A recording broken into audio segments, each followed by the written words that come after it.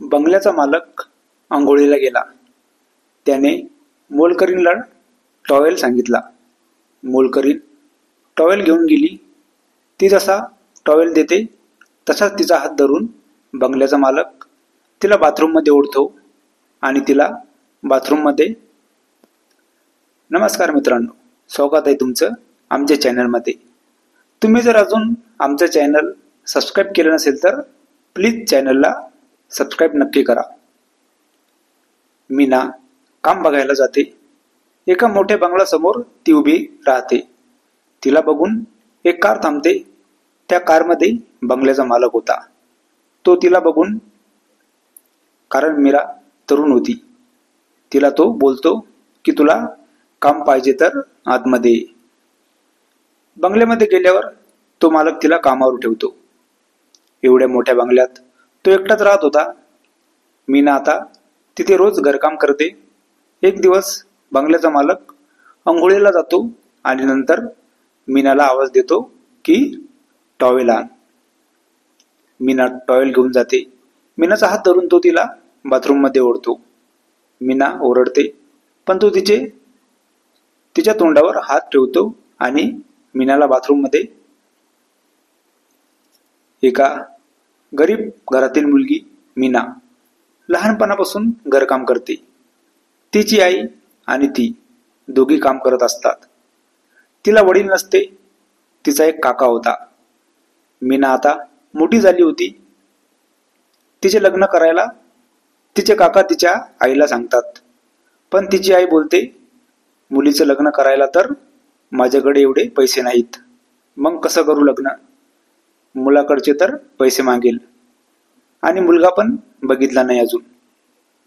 मीनाचे काका तिच्या आईला बोलतात, तुम्ही नका चिंता करू, मी बघितला मुलगा आणि ते मुलाकडचे काही पैसे नाही घेणार, लग्नाचा खर्च पण तेच करणार आहेत. मीनाची आई तिच्या काकांचे आभार मानते आणि ती म्हणते, तुमचे लय उपकार होतील माझ्यावर. मीनाची आई मीनाला सांगते की तुझ्या काकाने तुझ्यासाठी मुलगा बघितला. लग्न ठरते आणि मुलाकडचे सर्व खर्च करतात. लग्न लागल्यावर मीनाचे काका मुलाच्या वडिलांकडून पैसे घेताना मीना बघते. मीनाला प्रश्न पडतो की काकाने मुलाच्या वडिलांकडून पैसे का घेतले असेल. लग्नाच्या दुसऱ्याच दिवशी मीना बघते की तिचा नवरा कुठेतरी बाहेर पडला आहे पिऊन. मीनाचा नवरा असा आहे, तिला तर धक्का बसतो. ती नाराज होते आणि तिच्या आईला सांगते की मुलगा असा आहे. तिच्या आईला खूप दुःख होते. मुलीचं चांगलं झालं नाही हा विचार करून करून मीनाची आई तिला सोडून जाते. मीना आता एकटी पडते. तिला आता समजतं की काकाने त्या मुलाकडून पैसे का घेतले होते. मुलगा व्यसनी होता. त्याचे लग्न होत नाही. त्यामुळे त्याच्या वडिलांनी मीनाच्या काकाला पैसे देऊन मीनाचे लग्न ठरवले. आता मीना खूप एकटी पडली होती, कारण तिची आई गेली आणि नवरा कधी घरी येत असे, कधी बाहेर पडून राहत. कधी कधी घरी खाण्यासाठी सुद्धा काही राहत नव्हते. मीनाने ठरवले की आता काम बघायचे. अगोदर ती तिच्या आईसोबत घरकाम करत होती. आता ती तसंच काम बघायला जाते. एका बंगल्यासमोर ती थांबते. थोड्या वेळाने तिथे एक कार येते. कार आत जाते आणि कारमधून एक माणूस उतरून मीनाजवळ येतो. मीनाला अगोदर कारमधून तो बघतो. मीना तरुण होती त्यामुळे तो तिच्याकडे येतो.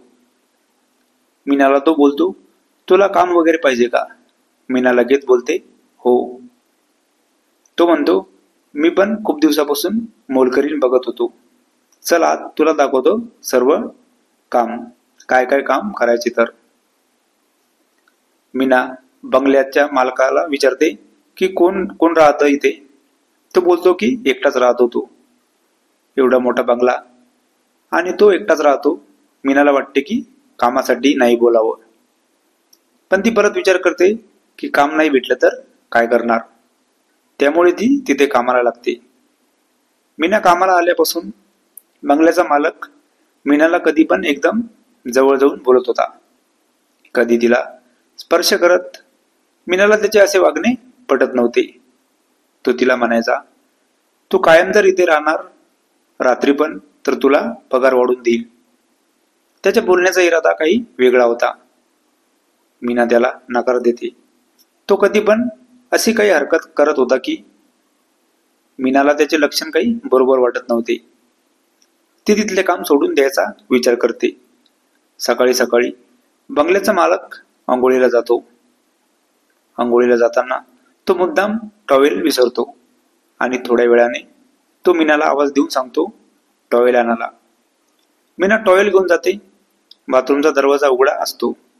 तो मीना पुढे असं काही. मीना त्याला बोलते, लवकर घ्या टॉवेल, मला घरी जायचं आहे. तो आता मीनाचा हात धरून तिला आत ओढतो आणि मीना ओरडते की हे काय.